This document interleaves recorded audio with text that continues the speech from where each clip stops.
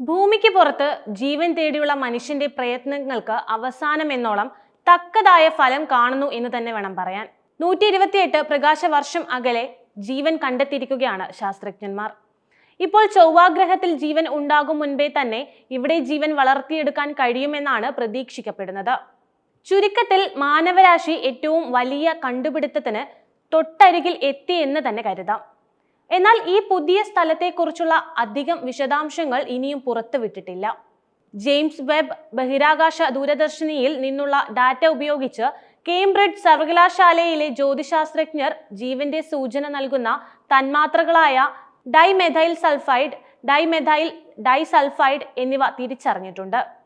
ഇവയുടെ സാന്നിധ്യം സൂചിപ്പിക്കുന്നത് ഉറപ്പായും ഇവിടെ ജീവന്റെ സാന്നിധ്യം ഉണ്ടെന്ന് തന്നെയാണ്. ഭൂമിയിൽ ഈ തന്മാത്രകൾ ജീവജാലങ്ങളിൽ മാത്രമേ ഉൽപ്പാദിപ്പിക്കപ്പെടുന്നുള്ളൂ.